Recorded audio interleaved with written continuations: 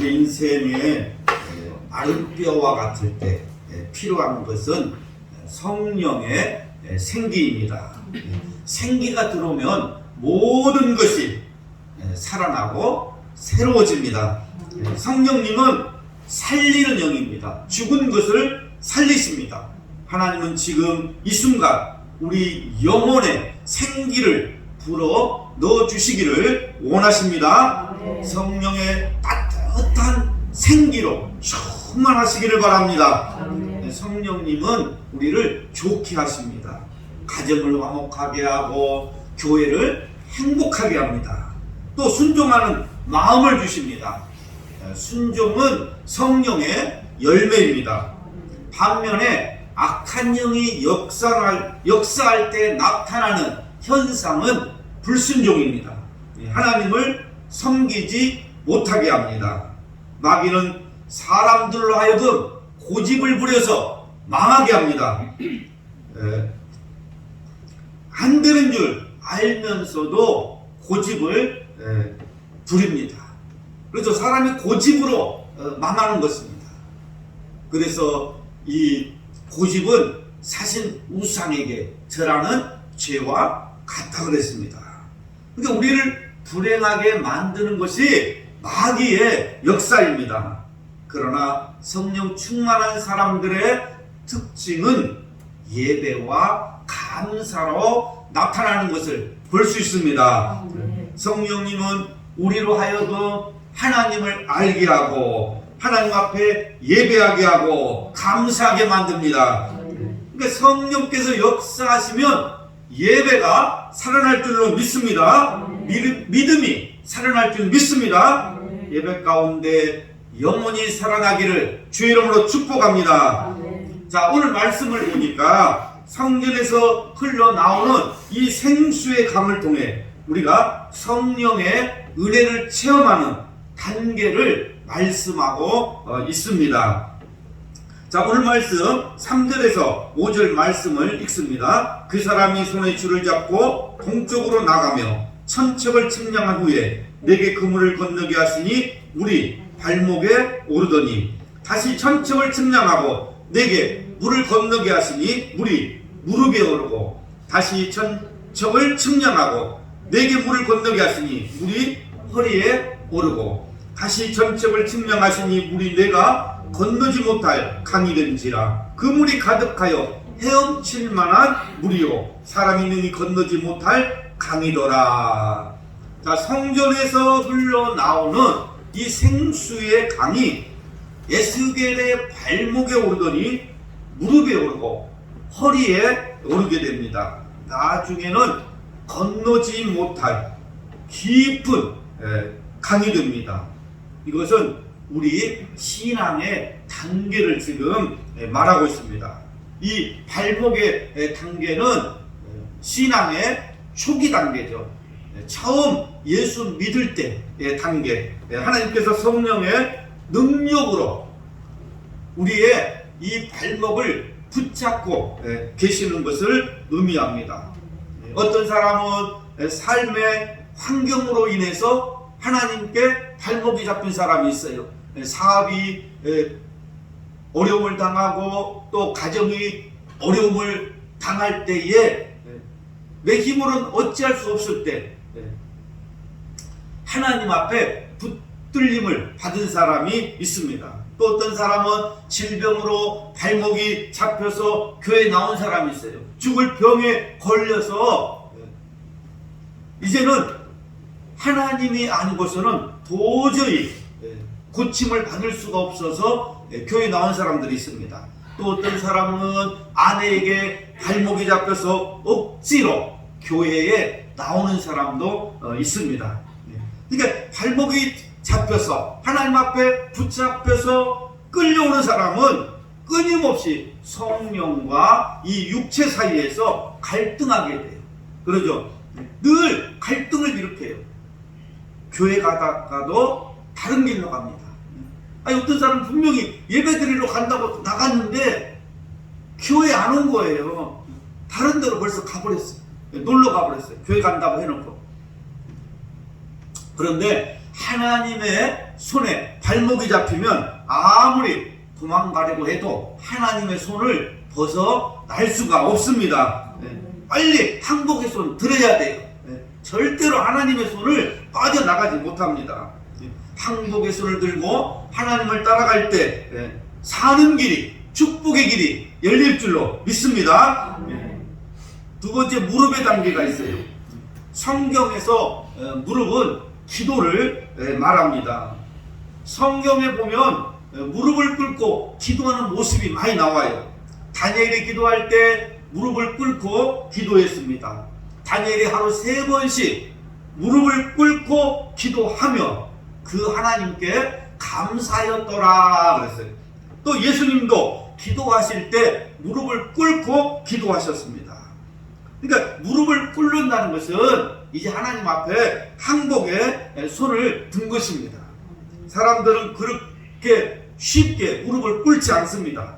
자기 힘이 다 할 때까지 해보다가 정말로 안 되면 그때서 무릎을 꿇고 항복을 합니다. 우리 삶 속에도 여러 가지 환난이 다가옵니다. 그럴 때 이상하게 생각하지 마십시오. 그 시험과 환난이 나로 하여금 하나님 앞에 기도의 무릎을 꿇게 만드는 것입니다. 하나님께서 나로 하여금 기도하라고 이 모양 저 모양으로 나를 연단하시는 것입니다. 그러니까 하나님은 기도하는 사람을 축복하시고 사랑하십니다. 날마다 기도하는 사람은 축복의 문이 열린 사람입니다. 우리가 무릎 꿇을 때 하나님의 마음을 움직이고 마귀가 떠나가고 영적 전쟁에서 승리할 줄로 믿습니다. 세 번째는 허리의 단계입니다. 물이 이 허리까지 지금 차 올랐다는 것은 신앙이 이제 조금 깊어졌다는 것입니다. 이 허리는 힘을 상징하잖아요. 허리 다치면 힘을 쓸 수도 없고 꼼짝할 수도 없잖아요. 근데 하나님이 제일 싫어하시는 것은 육체의 힘을 의지하는 것입니다. 너희는 권력을 의지하지 말아라.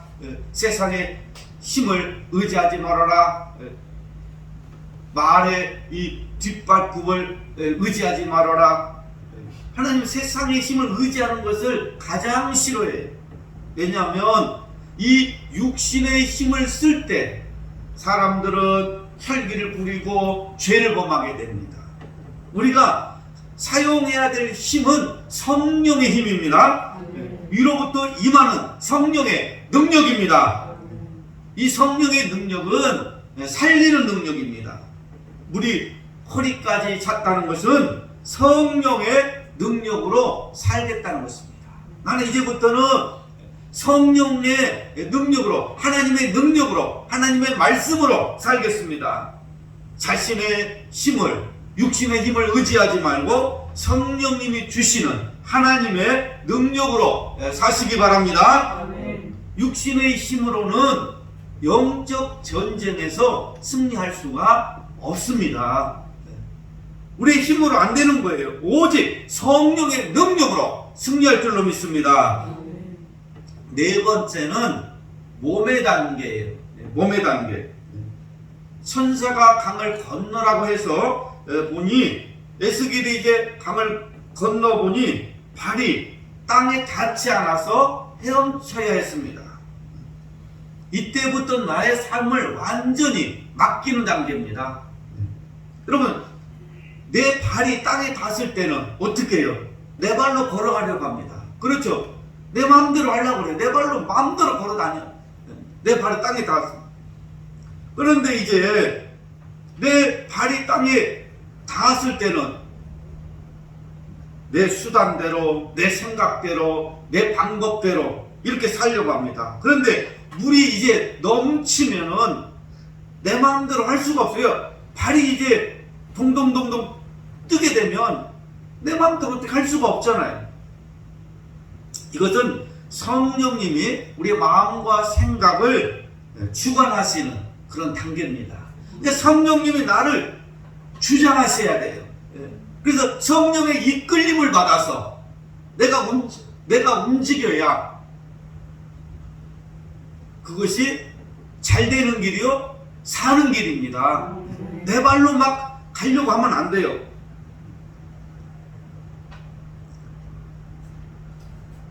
그래서 이 육의 생각을 버리고 우리는 정말 성령의 이끌림을 받아서 우리가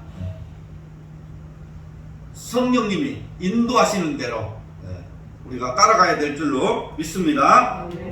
이 물이 넘쳐서 충만할 때 어떤 역사가 일어났는가 보니까 살아나는 역사가 일어났어요.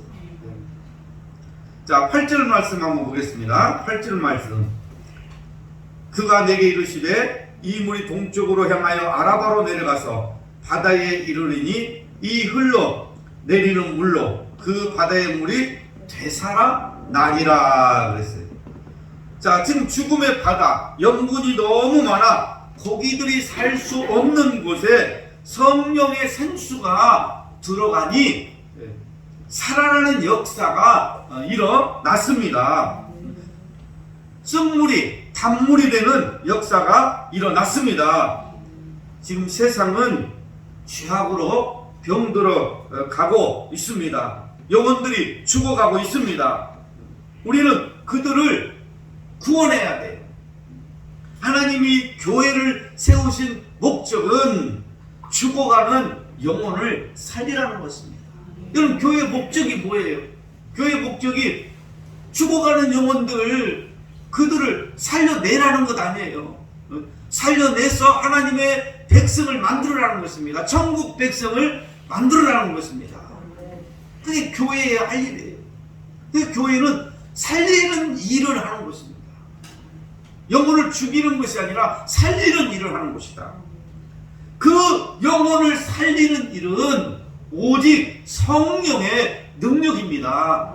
우리의 힘으로 되는 것이 아니라 하나님의 능력으로 되는 것입니다. 그러니까 죽은 바다가 한 일은 하나님이 보내주신 생수를 받아들인 거예요. 하나님이 생수를 흘려보내시자 바다는 그냥 생수를 받아들인 것밖에 없어요. 우리가 할 일은 성령의 생수를 마시는 것이. 우리가 뭐 어떻게 할 수가 없는 거예요. 우리 힘으로는 어떻게 우리가 죽어가는 영혼을 살릴 수가 있고 무너진 가정을 살릴 수가 있습니까? 우리가 할 일이 없어요. 그냥 성령의 생수를 받아들이는 것이에요. 그럴 때 우리의 영혼이 살고 수많은 영혼들을 우리가 살릴 수 있습니다. 그러니까 생수를 우리가 마시면 우리 영혼도 살고 또 다른 영혼도 우리가 살릴 수 있는 것입니다. 그래서 우리는 육이 죽고 영이 살아야 돼. 영이 살아야 돼. 영이 살아야 우리가 남을 살릴 수가 있습니다. 몸이 병들고 죽으면 주님을 위해서 드릴 게 없어요.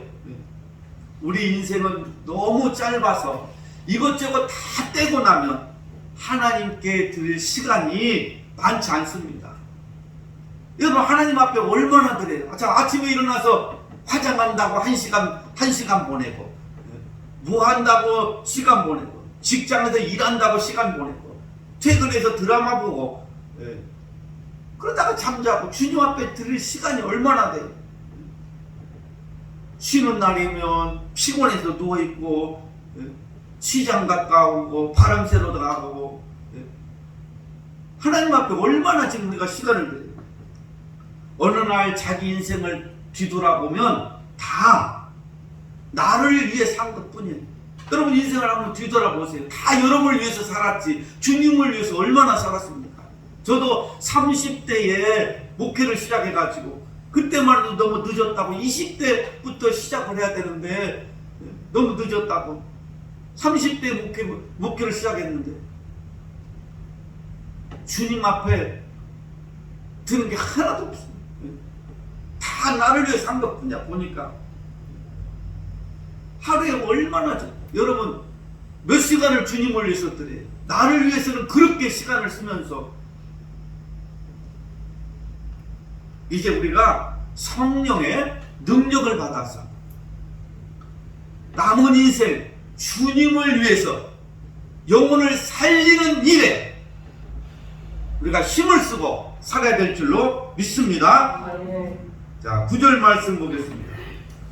9절 말씀. 이 강물이 이르는 곳마다 번성하는 모든 생물이 살고 또 고기가 심히 많으리니 이 물이 흘러 들어가므로 바닷물이 되살아나겠고 이 강이 이르는 각처에 모든 것이 살 것이며 그랬어요.